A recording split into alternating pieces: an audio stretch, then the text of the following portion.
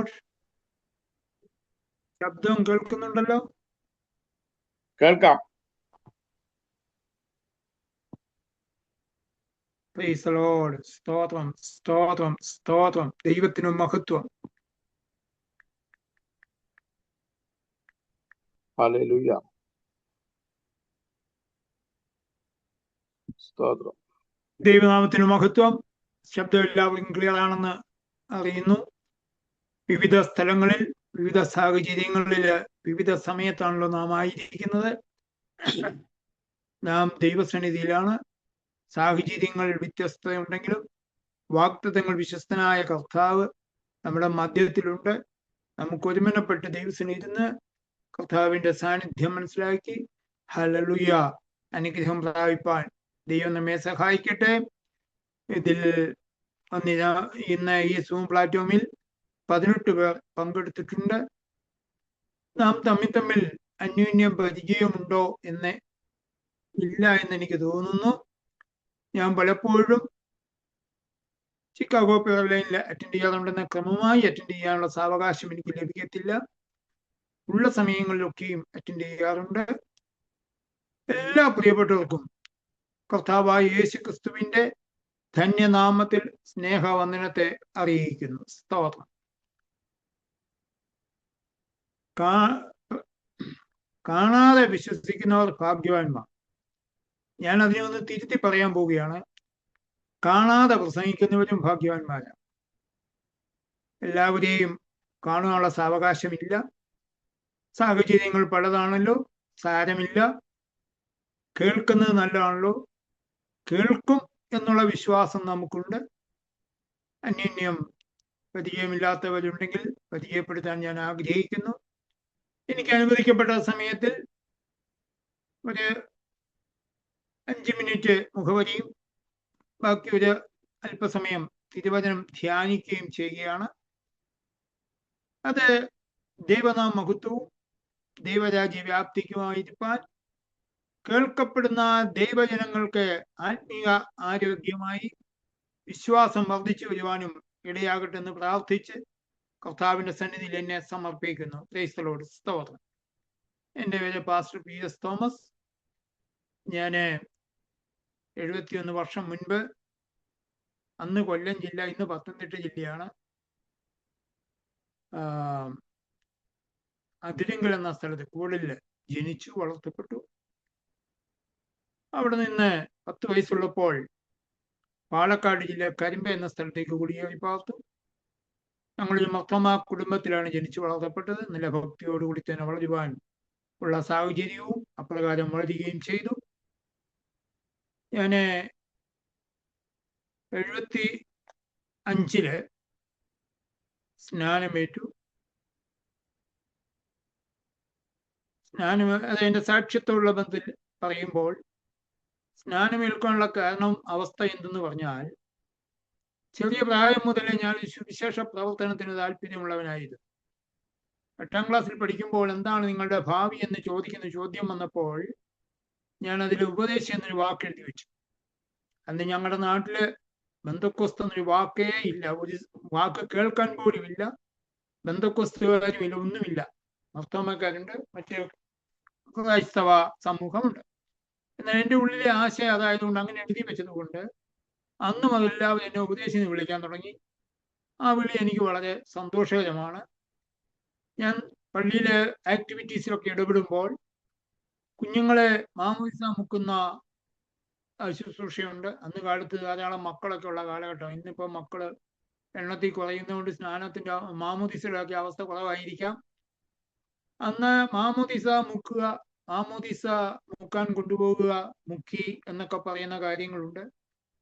അങ്ങനെ പള്ളിയിലെ ആ കാര്യത്തിൽ ഞാൻ സജീവമായി അച്ഛനുമായിട്ട് ഇടപെട്ട് ഓരോ കാര്യങ്ങൾക്കും മുന്നോട്ട് പോകുമ്പോൾ ഞാൻ ചുരുക്കി പറയാമല്ലോ, ഒരൊറ്റ കുഞ്ഞുങ്ങളെ പോലും മുക്കുന്നത് ഞാൻ കണ്ടിട്ടില്ല. രണ്ടാമത്, സാത്താനെ വിളിച്ച് മെശിഹായെ സ്വീകരിക്കുന്നു എന്നൊരു പ്രതിജ്ഞ പറയുന്നുണ്ട്. ഏതോ ഒരു കാര്യങ്ങൾക്കും പ്രതിജ്ഞയുണ്ട്. മന്ത്രിസഭ പ്രതിജ്ഞ ചെയ്ത് ഏറ്റെടുക്കുന്നു. വിവാഹത്തിന് പ്രതിജ്ഞയുണ്ട്.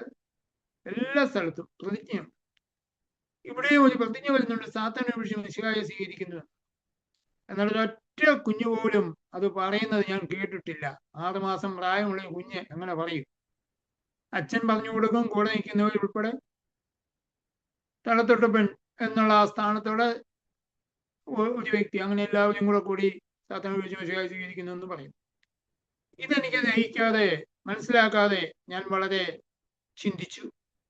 എന്നിട്ട് പള്ളിയിലെ യുവജന സഖ്യത്തിലൊക്കെ പഠിപ്പിച്ചു.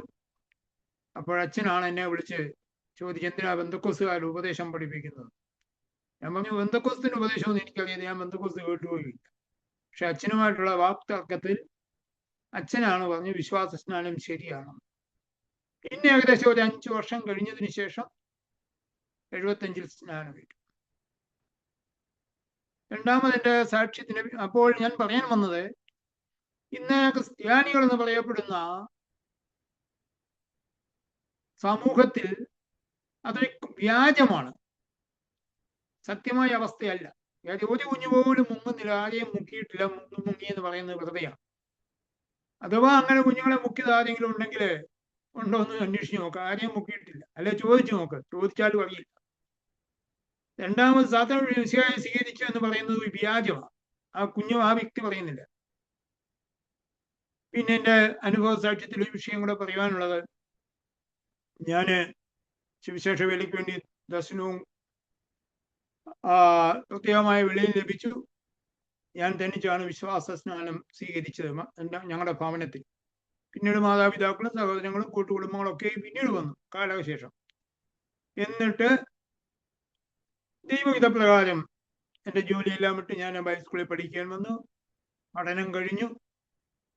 വിവിധ സ്ഥലങ്ങളിൽ വടക്കേ ഇന്ത്യ മുതൽ കേരളം വരെയും 15 സ്ഥലത്ത് 15-3-45 കൊല്ലം സുവിശേഷ പ്രവർത്തനത്തിലായിരുന്നു. അത്ഭുതങ്ങൾ ധാരാളം ഉണ്ട്, അതൊന്നും വിവരിക്കാൻ സമയമില്ല. 2018 ഞാൻ ഇവിടെ വന്നു, വിസ കിട്ടി ഇവിടെ വന്നു. എനിക്ക് 20 തലവേദന സംഭവിച്ചു. ആ തലവേദന സഹിക്കാൻ വയ്യാതെ വന്നു ഹോസ്പിറ്റലിൽ പോയി. ഹോസ്പിറ്റലിൽ പോയത് എനിക്ക് ഓർമ്മയുള്ളൂ. പിന്നെ ഓർമ്മ വരുന്ന സമയത്ത് കൈയും കാലും കട്ടിലിൽ കെട്ടി നല്ലൊരു വെള്ളപ്പതപ്പും പുതച്ച് കിടക്കുന്ന ഒരു അനുഭവം എനിക്ക് ഓർമ്മയുണ്ട്. അപ്പോൾ ഈ കാലയളവ് 45 ദിവസം ഉണ്ടായിരുന്നു എന്ന് മറ്റുള്ളവർ പറഞ്ഞു കേട്ടിട്ടുണ്ട്. 45 ദിവസം വെന്റിലേറ്ററിലായിരുന്നു. ഞാൻ മരിച്ചുപോയി എന്ന് ഡോക്ടേഴ്സ് പറഞ്ഞു. എവിടെ അടക്കണമെന്ന് ചിന്തയൊക്കെ ഉണ്ടായി എന്നൊക്കെ മറ്റുള്ളവരോട് പറഞ്ഞു കേൾക്കുന്നു. എന്നാൽ ഈ 45 ദിവസം എന്നുള്ളത് മറ്റുള്ളവർ പറഞ്ഞു കേൾക്കുന്നത് എനിക്കറിയുന്നില്ല. ആ അനുഭവത്തിൽ ഒരു അനുഭവം എനിക്കുണ്ടായി. അത് വിശ്വാസത്തിലെ ഉറപ്പിനായി ഞാൻ പറയട്ടെ. ഒരു ദൂതൻ വന്ന് എന്റെ വലതു കൈയിൽ പിടിച്ച് എന്നെ പൊക്കിയെടുത്ത് തൂക്കി പിടിച്ച് വളരെ സ്പീഡിൽ പറന്നു പോവുക. പറക്കാന്ന് വെച്ചാൽ ചിറകടിച്ച് പറന്നു പോവുകയല്ല, ഒഴുകി പോവുക. ഫ്ലൈറ്റ് ഒക്കെ പോകുന്ന പോലെ ഭയങ്കര സ്പീഡ്. അതിന്റെ മെഷർമെന്റ് നമുക്ക് അളക്കാൻ പറ്റില്ല. അതിന്റെ അളവ് അളക്കാനേ പറ്റില്ല. സ്പീഡ് അളക്കാൻ സാധിക്കുന്നില്ല. കണ്ണടച്ച് തുറക്കുന്ന സ്പീഡ്.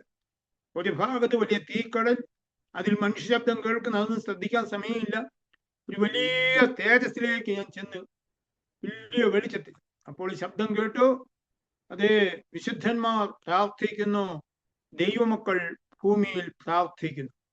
ആ ദൂതൻ തിരികെ കൊണ്ടുവന്നിട്ട് എൻ്റെ ബോഡിയിൽ കൊണ്ടുവിട്ടു. അതൊരനുഭവമാണ്, ദർശനമല്ല, ഒരനുഭവം തന്നെ. ഇപ്പോഴും എൻ്റെ കയ്യിൽ പിടിച്ചിരിക്കുന്ന പോലെ പിടുത്തത്തിൻ്റെ ഒരു അനുഭവം തോന്നപ്പെടുന്ന അനുഭവമുണ്ട്. എന്നാൽ വെളിച്ചത്തിനകത്ത് കയറി പോയില്ല. അകത്ത് കയറിയിരുന്നെങ്കിൽ ഞാൻ പോവുകയില്ല എന്ന് പറഞ്ഞ് വാശി പിടിച്ച് അവിടെ നിൽക്കുമെന്നൊക്കെ എൻ്റെ മനസ്സിൽ ചിന്ത വരുന്നു. അകത്തുള്ള കാര്യങ്ങളൊന്നും കാണുവാനോ ഒന്നും മനസ്സിലാക്കാനോ ഒന്നും സാധിച്ചിട്ടില്ല. ദൈവമക്കളെ, ഈ അനുഭവ സാക്ഷ്യം പറയുന്നതെന്ന് ചോദിച്ചാൽ, സ്വർഗവും നരകവും ഉണ്ട്, അത് സത്യമാണ്. ചിലരൊക്കെ സംശയിക്കുന്നുണ്ട്. വിശ്വാസികൾ പോലും സംശയിക്കുന്ന കൂട്ടത്തിലുള്ളവരുണ്ട്. അങ്ങനെ സംശയം വേണ്ട. സത്യം എന്നുള്ള ഒരു സാക്ഷ്യം പറയുവാൻ എൻ്റെ ജീവിതത്തിൽ ആ സാക്ഷ്യത്തെ സാധിക്കും. രണ്ടാമത്, മധ്യസ്ഥ പ്രാർത്ഥന. ദൈവം കേൾക്കും, അതിന് മറുപടിയുണ്ട്. അത് സത്യസന്ധമായിരിക്കുന്ന അനുഭവത്തിൽ ദൈവം അവിടെ പ്രവർത്തിക്കും. ദൈവപ്രവൃത്തി വെളിപ്പെടുമെന്ന് കാണുവാൻ നമുക്ക് സാക്ഷിപ്പാൻ സാധിക്കുന്നുണ്ട്. മൂന്നാമത് എനിക്ക് മനസ്സിലാക്കുവാനുള്ളത്, എൻ്റെ ഈ അനുഭവത്തിൽ നിന്ന് പറയുന്നത്, ഈ ശരീരമല്ല നാം ഉയർത്തെഴുന്നേൽക്കുന്നത്. പല കല്ലറ ശവ സംസ്കാര ശുശ്രൂഷയിലും ഈ ശരീരം ഉയർത്തെഴുന്നേൽക്കുമെന്ന് പറയുന്ന പോലെ കേൾക്കാനും ഒക്കെ നമുക്ക് സാധിച്ചിട്ടുണ്ട്. പക്ഷെ എൻ്റെ ഈ അനുഭവത്തിൽ പറയുന്നത്, നമ്മുടെ ഈ ശരീരമല്ല ഉയർത്തെഴുന്നേൽക്കുന്നത്. ഈ ശരീരം, അസ്ഥി, മാംസവും എല്ലാം മണ്ണോടെ ചേർന്ന് മണ്ണായി തന്നെ തീർന്നു പോകും. എന്നാൽ ആത്മശരീരം ഉയർത്തെഴുന്നേൽക്കും. ആമേൻ. ആ ശരീരത്തിന് ആ ഉയർപ്പാണ് നിത്യതയിൽ കർത്താവിലൂടെ വാഴുവാൻ സാധിക്കുന്നത്. മൂന്നാമത് എനിക്ക് ഒരു കാര്യം പറയാനുള്ളത്, കഴിഞ്ഞ ആഴ്ച എനിക്കൊരു ആക്സിഡന്റ് സംഭവിച്ചു. ഞാൻ പോകുന്ന കാറിന്റെ റൈറ്റ് സൈഡില് സ്ട്രെയിറ്റ് ആയിട്ട് വന്ന ഒരു കാർ ഇടിച്ചു. ഞാൻ റോഡ് ക്രോസ് ചെയ്യുകയായിരുന്നു. ബ്രേക്ക് എൻ്റെ കയ്യിലാണ്. ആ കാറിന്റെ സ്പീഡ് എനിക്ക് കാൽക്കുലേറ്റ് ചെയ്യാൻ സാധിച്ചില്ല. അതുകൊണ്ടാണ് ഇടിച്ച്. ആ കാറിന് നല്ലപോലെ ചളിവ് പറ്റിയിട്ടുണ്ട്. അതിന് പല ഭാഗങ്ങളും ചളുങ്ങി പോയിട്ടുണ്ട്. എൻ്റെ കാറിന് ഒന്നും സംഭവിച്ചിട്ടില്ല. ഞങ്ങൾക്ക് രണ്ടുപേർക്കും ഒരപകടവും സംഭവിച്ചില്ല. സ്വർഗ്ഗത്തിലെ ദൂതന്മാർ കാവൽ ചെയ്ത് പരിപാലിക്കും. ദൈവവൈദ്യരെ നമുക്ക് ദൈവത്തെ സ്തുതിക്കാം, മഹത്വപ്പെടുത്താം. ഹല്ലേലൂയ. വിശ്വാസത്തിലായിരിക്കുന്ന ദൈവമക്കളുടെ വിശ്വാസം വർദ്ധിക്കട്ടെ. ഒരനർത്ഥവും നിനക്ക് ഭവിക്കുകയില്ല. ഒരു ബാധ എന്റെ കൂടാരത്തിന് എടുക്കുകയില്ല. അനർത്ഥം വ്യസനകരമാകാതെ അവൻ കാത്തുകൊള്ളും. സങ്കല്പത്തിന്റെ ഭാഗങ്ങൾ നമുക്കുണ്ട്. നമുക്ക് വായിച്ച് ദൈവസന്നിധിയിൽ ആനന്ദിച്ച് സന്തോഷിക്കുവാൻ എപ്പോഴും സാധിക്കും. ഹല്ലേലൂയ. വിശ്വാസ സ്നാനം ഏൽക്കാത്ത ആരെങ്കിലും ഉണ്ടെങ്കിൽ ആമേൻ, വിശ്വാസത്തിൽ ഏൽപ്പിച്ചു കൊടുക്കുക. ശിശുസ്നാനം ശരിയാണെന്ന് ഒരിക്കലും അംഗീകരിക്കാൻ സാധിക്കത്തില്ല. Price the Lord. നമ്മുടെ പ്രിയപ്പെട്ടവരെ ആരെങ്കിലും ഈ അനുഭവത്തിൽ വരാത്തതുണ്ടെങ്കിൽ അവരോട് വ്യക്തമായി പറഞ്ഞു കൊടുക്കുക, നിങ്ങളാരും മാമോദിസ മുങ്ങിയിട്ടില്ല, മുക്കിയിട്ടുമില്ല. അത് വലിയ വ്യാജമാണ്, കളവാണ്. നിങ്ങൾ സത്യപ്രതിജ്ഞ ചെയ്തിട്ടില്ല. സാത്താനെ ഒഴിച്ച് മശിഹായെ സ്വീകരിച്ചുവെന്ന് ആമേൻ 6 മാസമായി കുഞ്ഞ് പറയത്തില്ല. അത് വിശ്വസിക്കുകയും സ്നാനമേൽക്കുകയും ചെയ്യുക. പറഞ്ഞു മനസ്സിലാക്കി കൊടുക്കുവാൻ ദൈവം നമ്മെ സഹായിക്കട്ടെ.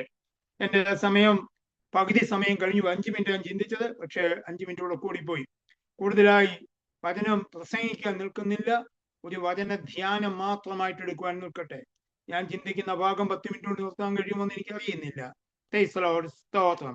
ദൈവവൈദ്യരെ ഒരു മനുഷ്യർക്ക് ആവശ്യം ആരോഗ്യമുള്ള ശരീരം. അതിനുവേണ്ടി നമുക്ക് പ്രാർത്ഥിക്കാം. ദൈവം നമ്മെ നടത്തട്ടെ. ഞാൻ എവിടെ ശുശ്രൂഷിക്കുമ്പോഴും ഒരു വേദവാക്യം ബൈഹാർട്ട് പഠിപ്പിക്കുന്നുണ്ട്. അത് 75 സ്നാനപ്പെട്ട കാലം മുതൽ 81 മുതൽ സഭ എന്നുള്ള നിലയിൽ സുവിശേഷ പ്രവർത്തനത്തിൽ നിൽക്കുന്ന കാലഘട്ടം മുതൽ ഇന്ന് വരെയും ഏതൊരു വേദി ലഭിച്ചാലും ഒരു വാക്യം നിങ്ങൾക്ക് എഴുതി തരും. ഈ വാക്യം ഹൃദയത്തിനകത്ത് എഴുതണം.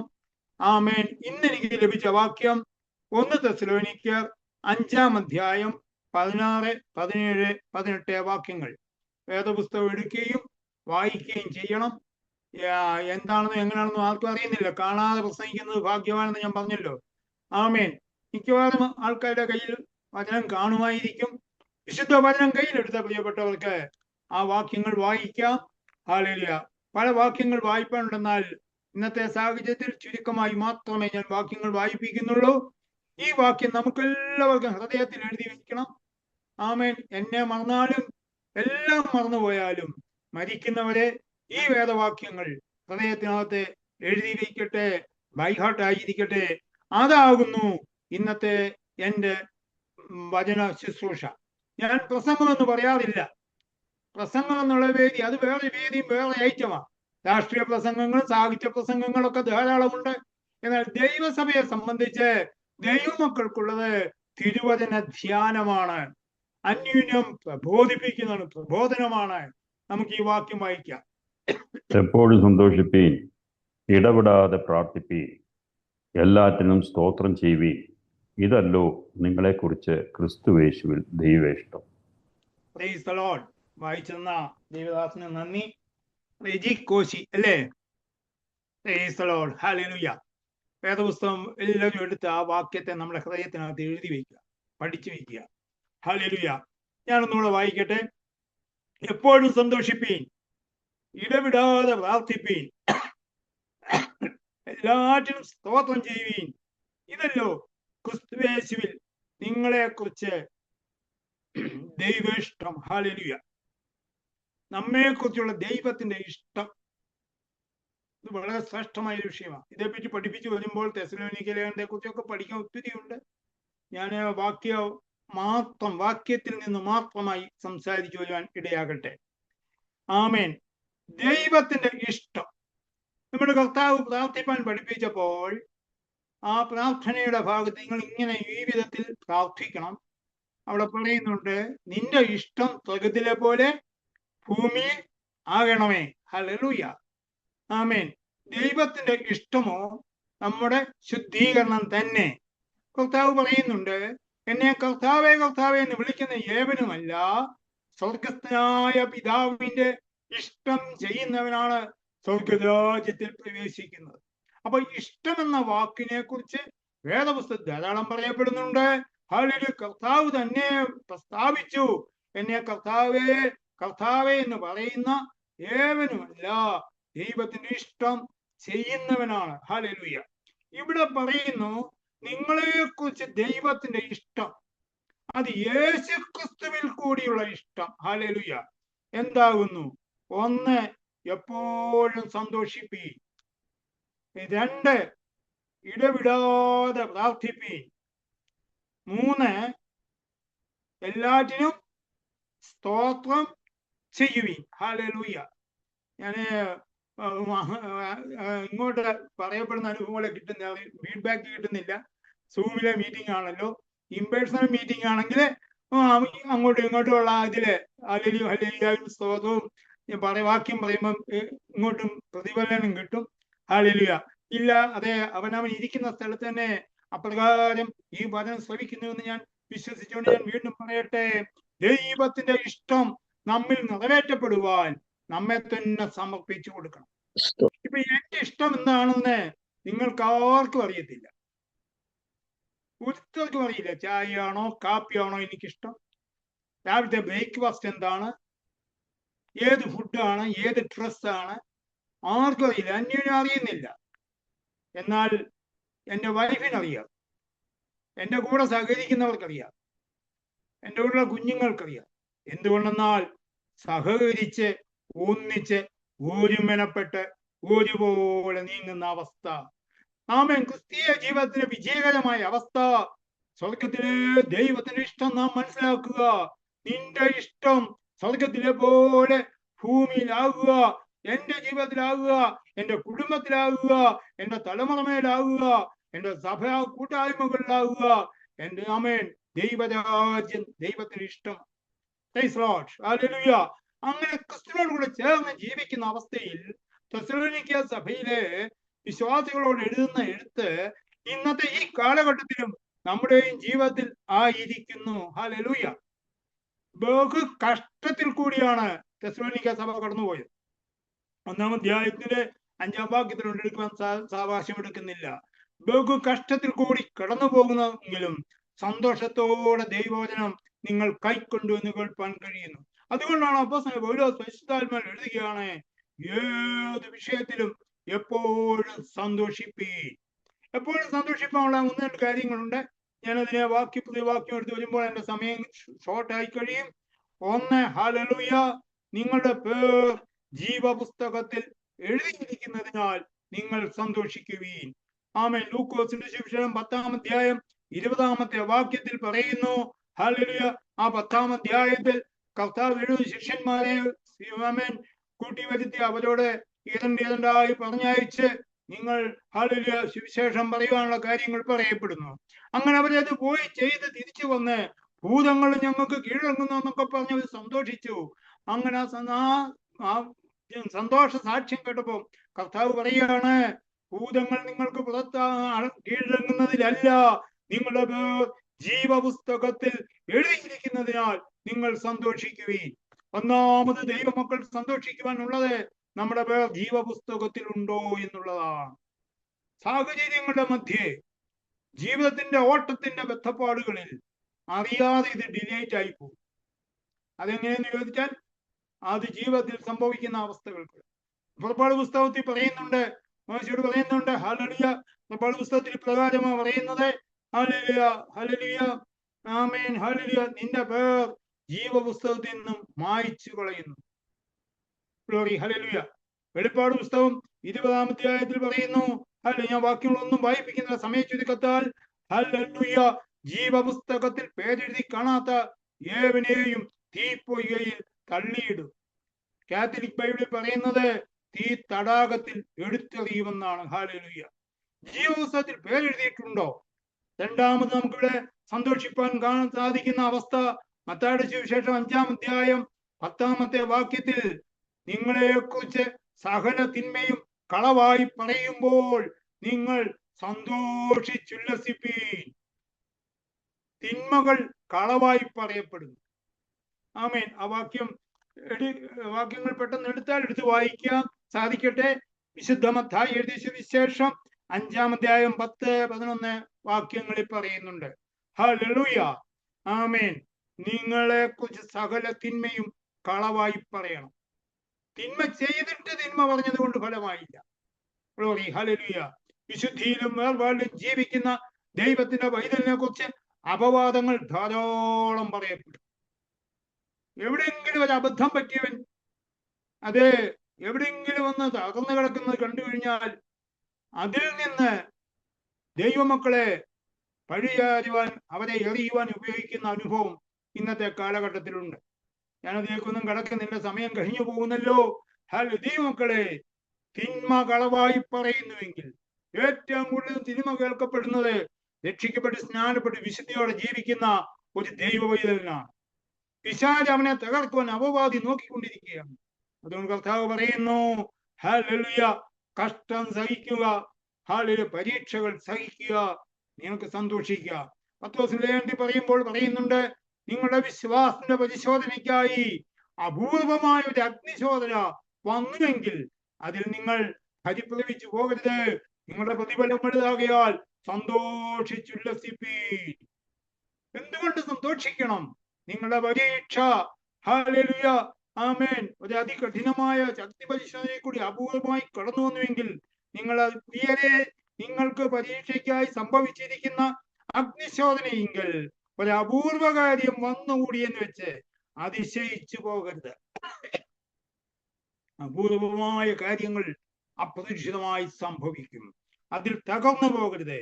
ക്രിസ്തുവിന്റെ കഷ്ടങ്ങൾക്ക് പങ്കാളികളാകുന്നതോറും സന്തോഷിച്ചുകൊള്ളുവീൻ. 1 പത്രോസ് 4-ാം അധ്യായം 13-14 വാക്യങ്ങളാകുന്നു. 12-13 വാക്യങ്ങളിൽ ക്രിസ്തുവിന്റെ കഷ്ടങ്ങൾക്ക് പങ്കാളികളാകുന്നതോറും സന്തോഷിച്ചുകൊള്ളുവീൻ. അങ്ങനെ നിങ്ങൾ അവന്റെ തേജസ്സിന്റെ പ്രത്യക്ഷതയിൽ ഉല്ലസിച്ചാർണിപ്പാൻ ഇടവരും. Praise the Lord. സ്തോത്രം. ആമേൻ. ഹല്ലേലൂയ. മൂന്നാമതായി നമുക്ക് കാണുന്നു, സ്നാനമേറ്റതിൽ സന്തോഷിക്കുന്നു. കലാവിര പ്രമാണിയും കുടുംബവും സ്നാനമേറ്റു. Price the Lord. സ്തോത്രം. അപ്പോസ്തലപ്രവൃത്തി 16-ാം അധ്യായം 34-ാം വാക്യം, അവര് വീടടക്കം സന്തോഷിച്ചു ഘോഷിച്ചുല്ലസിച്ചു. ദൈവവിധേ, നമുക്ക് സന്തോഷിക്കുവാൻ കാരണമുണ്ട്. ആമേൻ.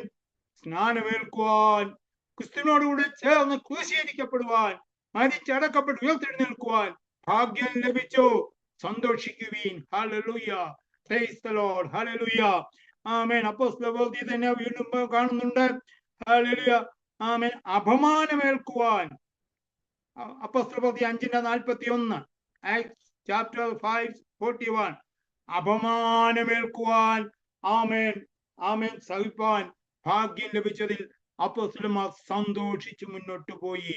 ദൈവം ഇതിലെ ഹല്ലേലൂയ, രക്ഷിക്കപ്പെടുക, സ്നാനപ്പെടുക, ഹല്ലേലൂയ, വിശുദ്ധിയോടും വേർപാടോടും ജീവിക്കുക, പരീക്ഷയെ അതിജീവിക്കുക, പരിശുദ്ധാത്മാവിനെ പ്രാപിക്കുക. വീണ്ടും സന്തോഷത്തിന്റെ അവസ്ഥ നിത്യതയാണ്. നാം എവിടെ വെച്ച് മരിക്കും, എപ്പോൾ മരിക്കും, എങ്ങനെ മരിക്കും, ഒരു നിശ്ചയവും ആർക്കുമില്ല.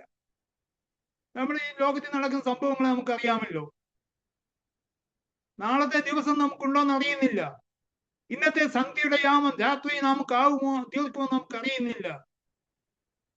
പല വിധത്തിലാ മരണങ്ങളുടെ അവസ്ഥകൾ. അതൊന്നും ഞാൻ വിവരിക്കാൻ പോയ ഒത്തിരി ഉണ്ടല്ലോ. ഹല്ലേലൂയ. ഏത് മനുഷ്യനെപ്പോൾ ഭൂമിയിൽ നിന്ന് മാറ്റപ്പെടുമെന്ന് അറിയുന്നില്ല. എന്നാൽ തന്റെ ഭക്തന്മാർ അവനോടുകൂടെ ഘോഷിച്ചുല്ലസിക്കും. അവനോട് സദസ്യന്മാരാകും, തന്റെ ഭക്തന്മാർ മഹത്വത്തിലാണ് നീക്കും. എന്റെ വാക്കുകൾ എവിടെ നിർത്തിട്ട് സമയം പോയല്ലോ. 3 കാര്യങ്ങൾ പറയപ്പെടുന്നു. 1, എപ്പോഴും സന്തോഷിക്കണം. 2, ഇടവിടാതെ പ്രാർത്ഥിക്കണം. 3, എല്ലാത്തിനും സ്തോത്രം ചെയ്യണം. ഒറ്റ വാക്ക് മാത്രം ഞാൻ പറയട്ടെ. 3 ബാലന്മാർ ദാനിയേൽ പ്രവചന പുസ്തകത്തിലുണ്ട്. അവരെ രാജാവ് നിർത്തിയ ബിംബത്തെ ആരാധിക്കത്തില്ല, നമസ്കരിക്കത്തില്ല.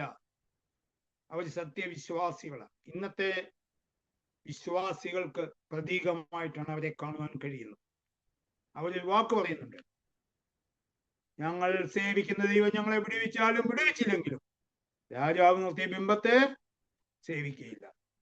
അപ്പുറത്ത് തീ ജ്വാലയാണ്. തീ ആമേൻ 7 ഇരട്ടി ചൂള വർദ്ധിപ്പിച്ച് ഇട്ടിരിക്കുകയാണ്. കൊണ്ടിട്ടോട്ട്, വിടുവിച്ചാലും വിടുവിച്ചില്ലെങ്കിലും ഞങ്ങൾ ഈ ബിംബത്തെ നമസ്കരിക്കുകയില്ല. ആമേൻ. എല്ലാത്തിനും സ്തോത്രം ചെയ്യണം. നമുക്ക് ജോലി കിട്ടിയാലും കിട്ടിയില്ലെങ്കിലും, ഭവനം വെച്ചാലും വെച്ചില്ലെങ്കിലും, എല്ലാവരും നമ്മെ നിന്ദിച്ച് തള്ളിയാലും, ഏത് കഷ്ടത്തിൽ കുടിക്കുള്ളൂ. ഞാൻ പോകുന്ന കഷ്ടത എത്ര ഭയങ്കരമായിരുന്നു അറിയാം. ആ ചികിത്സാ സമയത്ത് 6 മാസം തുടർച്ചയായി ആശുപത്രിയിലായിരുന്നു. വീട്ടിലേക്ക് വന്നിട്ടേ ഇല്ല. 5 പ്രാവശ്യം എന്റെ തലയിൽ സർജറി കഴിഞ്ഞത്. ആമേൻ. എല്ലാത്തിനും സ്തോത്രം ചെയ്യുക. എല്ലാറ്റിനും സ്തോത്രം ചെയ്യുക. ഇത് ക്രിസ്തുയേശുവിൽ ദൈവത്തിന്റെ ഇഷ്ടം. ദൈവത്തിന്റെ ഇഷ്ടം ക്രിസ്തുയേശുവിലാണ് പ്രിയപ്പെട്ടവരെ നിവർത്തിക്കുന്നത്. വിശുദ്ധന്മാരിലല്ല, പുണ്യവാളന്മാരിലല്ല, മധ്യസ്ഥതയിലല്ല. മറ്റ് ക്രൈസ്തവ സമൂഹവും രക്ഷിക്കപ്പെട്ട ദൈവമക്കളും തമ്മിലുള്ള വ്യത്യാസം, ദൈവത്തിന്റെ ഇഷ്ടം ക്രിസ്തുയേശുവിൽ നിവർത്തിക്കപ്പെടുന്നു. യേശു ക്രിസ്തുവിൽ കൂടിയല്ലാതെ ദൈവഹിതം വെളിപ്പെടുവാൻ കഴിയുകയില്ല. നമ്മുടെ കണ്ണുകളെ അടയ്ക്കാം, നമുക്ക് പ്രാർത്ഥിക്കാം. 5 മിനിറ്റ് കൂടുതലായി പോയി, ക്ഷമിക്കുക. സ്തോത്രം. കർത്താവ് നമ്മെ അനുഗ്രഹിക്കുമാറാകട്ടെ. നമുക്ക് എല്ലാവർക്കും നമ്മളെ തന്നെ താഴ്ത്താം. ഒരു നിമിഷം ജീവിതമാകുന്ന ഈ ലോകത്തിലെ ജീവിതത്തിന്റെ അവസ്ഥ, പലവിധമായ പരീക്ഷകളും പ്രതിസന്ധികളും വരുമ്പോൾ തളർന്നു പോകാതെ കാത്തു സൂക്ഷിക്കുന്ന ദൈവകൃപയ്ക്കായി സ്തോത്രം ചെയ്യാം. എന്നെ തകർത്തിടാൻ താതൻ ഇഷ്ടമെങ്കിൽ തൻഹിതമെന്നിൽ നിവർത്തിക്കട്ടെ. കഷ്ടതയിലും പാടുവാൻ, നഷ്ടമതിൽ സന്തോഷിപ്പാൻ എന്നുള്ള പാട്ടുകളൊക്കെ നമ്മൾ പാടി സന്തോഷിക്കുന്നല്ലോ. നമുക്ക് നമ്മെ തന്നെ ഏൽപ്പിച്ച് സന്തോഷിക്കാം. ആമേൻ. എപ്പോഴും സന്തോഷിപ്പീൻ, ഇടപെടാതെ പ്രാർത്ഥിപ്പീൻ, എല്ലാറ്റിനും സ്തോത്രം ചെയ്യുവീൻ. ഇതല്ലോ ക്രിസ്തുയേശുവിൽ നിങ്ങളെ കുറിച്ചുള്ള ദൈവ ഇഷ്ടം. ദൈവം നമ്മെ അനുഗ്രഹിക്കുമാറാകട്ടെ. ആമേൻ, ആമേൻ, ആമേൻ.